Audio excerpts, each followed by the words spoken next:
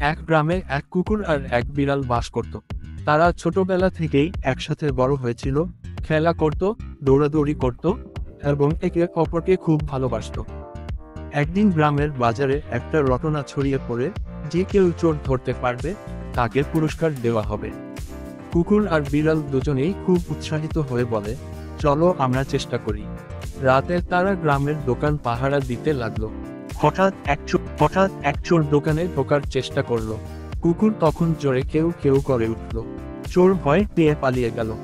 পরদিন সকলে কুকুরকে বাহবা দিল আর তাকে পুরস্কারও দেওয়া হলো। কিন্তু বিড়াল খুব দুঃখ পেল। সে ভাবল, আমি তো কিছুই করতে পারলাম না, সবাই শুধু কুকুরকেই ভালোবাসছে। কথা কুকুর বুঝতে পেরে বিড়ালকে কাছে ডাকলো। সে বলল, তুই আমার বন্ধু, আমি কেউ কেউ করে চোর তাড়াই, আর তুই নরম গলায় আমার পাশে পাশে থাকিস। দুজনের কাজ আলাদা, কিন্তু মূল্য এক। তুই না থাকলে আমি সাহস পেতাম না। সত্যিকার বন্ধুত্বে অহংকার নেই, পরস্পরের গুরুত্ব বোঝাই হলো সবচেয়ে বড় গুণ। সবাই আমাদের চ্যানেলটা সাবস্ক্রাইব করবেন আর বেল আইকনটি প্রেস করে রাখবেন, যাতে নতুন নতুন ভিডিও আপনার কাছে সবার আগে পৌঁছে যায়।